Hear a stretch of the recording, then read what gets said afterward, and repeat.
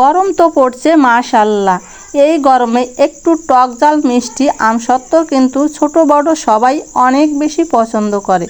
Hello everyone, আসসালামু আলাইকুম, welcome to my Ahsana's mini kitchen. যারা পারফেক্টভাবে আমসত্ত্ব তৈরি করে বছর জুড়ে ঘরে সংরক্ষণ করে রেখে খেতে চান, আজকের ভিডিওটি তাদের জন্য। এই গরমে এরকম যদি একটা টক ঝাল মিষ্টি আমসত্ত্ব ঘরে থাকে আর যদি মুখে রুচি না থাকে, এমন একটা আমসত্ত্ব বের করে একটু মুখে দিলেই নিমেষেই আপনার মুখে রুচি চলে আসবে। আর এই আমসত্ত্বটা কিন্তু ছোট বড় সবাই অনেক বেশি পছন্দ করে। তাছাড়া এই আমসত্ত্ব আপনি বছর জুড়ে ঘরে সংরক্ষণ করে রাখতে পারবেন নিশ্চিন্তে। কিভাবে আপনি বছর জুড়ে ঘরে এই আমসত্ত্ব সংরক্ষণ করে রাখবেন, সমস্ত টিপস থাকছে আজকের ভিডিওতে। যদি আপনি আজকের ভিডিওটি A to Z দেখতে পারেন তাহলেই শিখতে পারবেন কিভাবে আপনি বছর জুড়ে আমসত্ত্ব সংরক্ষণ করে রাখতে পারবেন। তো কথা না বাড়িয়ে চলে যাই মূল রেসিপিতে। এখানে আমি 1 কেজির মতো আম নিয়েছি। আমগুলোকে এখন আমি ভালোভাবে খোসা ছাড়িয়ে নেব। আপনি চাইলে কম বেশি করে আম নিতে পারেন। আপনি যেভাবে আম নেবেন ঠিক ততটুকুই আমসত্ত্ব হবে। 1 কেজি আমে দেখা গেছে দুইটা আমসত্ত্ব হয়ে যাবে অনায়াসে। তো আমগুলো এখন আমি ছোট ছোট টিউব করে কেটে নিয়েছি। সমস্ত আমগুলো কিন্তু এভাবেই আমি একই রকম করে কেটে নিয়েছি। এখন এই আমগুলোকে আমি যে পাত্রে সেদ্ধ করব সেই পাত্রেই দিয়ে দেব। তো এখানে একটা ফ্রাই প্যান নিয়েছি, ফ্রাই প্যানে কিন্তু আমি সবগুলো আম দিয়ে দিছি।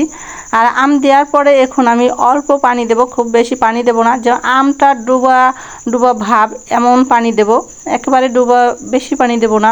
তো দেখেন একটা দুটো বলক আসার পরেই কিন্তু আমটা পুরোই সিদ্ধ হয়ে যাবে। তা আমার আমটা কিন্তু অলরেডি সিদ্ধ হয়ে গেছে। এখন আমি এই আমটাকে একটু নামিয়ে ঠান্ডা করে নেব চালার জন্য। আর তার ফাঁকে আমি কিছু মরিচ একটু ভেজে নিচ্ছি, শুকনো মরিচ, কারণ এটা আধ ভাঙা করে আমি আমসত্ত্বর ভিতর দিয়ে দেব।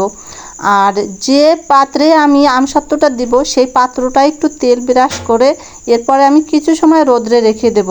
তেল ব্রাশ করে একটু রোদ্রে রেখে দিলে দেখা গেছে আপনার আমসত্ত্বটা অনায়াসে থালা থেকে উঠে আসবে, কোনো রকম আপনার টানাটানি বা ছুরি দিয়ে উঠাতে হবে না, এমনিতেই উঠে আসবে। এখন যে আমটা আমি সেদ্ধ করে পাশেই রেখে দিয়েছিলাম ওটা একটু ঠান্ডা হয়েছে। এখন একটা স্ট্যান্ডের মাধ্যমে ওটা সুন্দর করে আমি চেলে নেব। সুন্দর করে চেলে নিলে দেখা যাচ্ছে সুন্দর একটা পিউরিটি বের হবে। আবার এদিকে আমের ভিতরে যে একটা আঁশ থাকে ওই আঁশটাও কিন্তু বের হয়ে আসবে।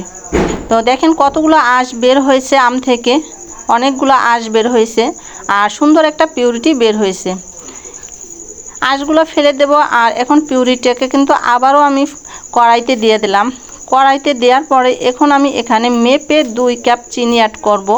যেহেতু টক আম মানে টক ঝাল মিষ্টি আম, সেক্ষেত্রে একটু চিনিটা বেশি দিলেই ভালো হবে। আমি 2 কাপ চিনি দিয়ে দিছি 1 কেজি আমের জন্য। এরপরে স্বাদ মতো একটু লবণ দিয়ে দিলাম মিষ্টির স্বাদটা ক্লিয়ার আসার জন্য। তারপরে এখানে একটু আমি বিট লবণ দিয়ে দেব। বিট লবণ দেব জাস্ট একটা রুচিসম্মত, মানে রুচি ভালো আসে আমের এজন্য। আর যে মরিচটা ভেজে রেখেছিলাম শুকনো মরিচ, ওটা আধ ভাঙা করে আমি দিয়ে দিলাম। এরপরে আমি এখানে একটু কালার আসার জন্য, যেহেতু এটা কাঁচা আমের আমসত্ত্ব, তাই এখানে গ্রিন ফুড কালার দিয়ে দিয়েছি জাস্ট কালারের জন্য। তো সুন্দর করে এখন আমি এটাকে ভালো করে মিক্সড করে নেব। অলরেডি সুন্দর একটা কিন্তু কালার চলে আসছে আর আমার আমসত্ত্বের পিউরিটাও কিন্তু বলক চলে আসছে। আমসত্ত্বের পিউরিটা যখন দেখবেন বড় বড় ফোঁটায় বলক আসবে তখন মনে করবেন এর ভিতর কোনো রকমের পানির আশঙ্কা নেই, অলরেডি আপনার আমসত্ত্বের পিউরিটি তৈরি হয়ে গেছে। এ পর্যায়ে কিন্তু আমার আমসত্ত্বটা যে থালায় আমি দেব সে থালাটায় কিন্তু দিয়ে দিচ্ছি। আগেই বলেছিলাম যে একটা থালা রোদ্রে আমি রেখেছিলাম তেল মেখে সেই থালাতেই কিন্তু আবার আমি আমের পিউরিটা দিয়ে দিছি। তো একদিন পরে একটা রোদ দেওয়ার পরে দেখেন আমার আমসত্ত্বের কালারটা কেমন আসছে, কত সুন্দর আসছে, কত তেল তেলে ভাব চলে আসছে। এটা হচ্ছে 2 দিনের কালার, আগেরটা হচ্ছে 1 দিন পরে আমি দেখালাম। এরপরে যে 2 দিন পর দেখেন অলরেডি আমার আমসত্ত্ব শুকিয়ে গেছে। 2 দিন পর যখন আমসত্ত্বটা শুকিয়ে গেছে তখন কিন্তু আমি আমসত্ত্বটা তুলি নেই, কারণ কি আমি আরও রোদ্রে দেব। কারণ যখন আপনি বছর জুড়ে এটা সংরক্ষণ করবেন তখন আপনি 2 দিনে রোদ্রে দিয়েই বছর জুড়ে সংরক্ষণ করতে পারবেন না। কেউ যদি বলে যে দুদিনেই আমি আমসত্ত্ব রোদে দিয়ে বছর জুড়ে সংরক্ষণ করছি, সেটা হলো মিথ্যা কথা। কারণ দুদিনে যদি আপনি আমসত্ত্ব শুকান, আর ওই আমসত্ত্ব কখনোই আপনি বছর জুড়ে সংরক্ষণ করতে পারবেন না, নষ্ট হওয়ার আশঙ্কা বেশি থাকে। আর আপনি দুদিন রোদে দেওয়ার পরে ওটাকে থালা থেকে উঠিয়ে আরও 3-4টা রোদ দেবেন, দেখবেন ওই আমসত্ত্ব কখনোই নষ্ট হবে না। আপনি বছর জুড়ে ওটা সংরক্ষণ করে খেতে পারবেন, কোনো রকম নষ্ট হওয়ার চান্স নেই। তারপরে আমি দেখেন এই যে ছোট ছোট টিপ টিপ করে কেটে তারপরে একটা বক্স ভরে রেখে দিয়েছি। এভাবে আমি বছর জুড়ে সংরক্ষণ করে রেখে দেব, কোনো রকম নষ্ট হওয়ার চান্স নেই। যখন আপনার ইচ্ছে হবে এখান থেকে বের করে এক টুকরো মুখে দিলেই আপনার মুখে রুচি চলে আসবে ভাত খাওয়ার। তো এভাবে আমি বছর জুড়ে বক্স ভরে সংরক্ষণ করে রাখি। এছাড়া আপনি অন্য পদ্ধতিতেও বছর জুড়ে ঘরে সংরক্ষণ করে রাখতে পারবেন। তো আমি একটা জাস্ট দেখিয়ে দিচ্ছি আপনাকে। এই যে দেখেন আমি আরও একটা আমসত্ত্ব তৈরি করেছি। এটা আমি কাপড়ে পেঁচিয়ে রেখেছি যাতে করে আপনি আমসত্ত্বটা নষ্ট না হয়। কাপড়ে যদি পেঁচিয়ে রাখেন তা দেখা গেছে যে আমসত্ত্ব কিন্তু মাঝে মধ্যে একটু ঘেমে ওঠে। তো যখন ঘেমে উঠবে তখন ওই যে কাপড়ে আপনার আমসত্ত্বের যে ঘামটা ওটা টেনে নিয়ে যাবে। ওভাবে আপনি রেখে দিতে পারেন। আবার আপনি অন্যভাবেও রেখে দিতে পারেন। এটা হচ্ছে আপনি কাগজে মুড়িয়েও রেখে দিতে পারেন।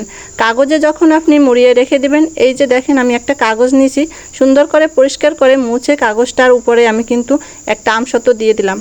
আমসত্ত্ব দেওয়ার পরে এখন সুন্দর করে পেঁচিয়ে চারপাশ থেকে ভাঁজ করে সুন্দর করে দিয়ে তারপরে কিন্তু এটাকে আমি এভাবে রেখে দিতে পারি। এটা যদি আপনি এভাবে রেখে দেন তাও আপনি অনেক মাস পর্যন্ত বছর জুড়ে সংরক্ষণ করতে পারবেন। তবে একটা সমস্যা, এটা মাঝে মধ্যে ঘেমে ওঠে আমসত্ত্ব, তাই মাঝে মধ্যে একটু রোদে রেখে দিলে আরও বেশি ভালো হবে। তো আশা করি আপনাদেরকে আমি খুব সহজভাবে বোঝাতে পেরেছি। আর যদি আপনারা খুব সহজভাবে বুঝে থাকেন বা আমার ভিডিওটি ভালো লেগে থাকে তাহলে অবশ্যই একটা লাইক দিয়ে দিবেন, কমেন্টস করে জানিয়ে দেবেন আজকে ভিডিওটি কেমন হয়েছে।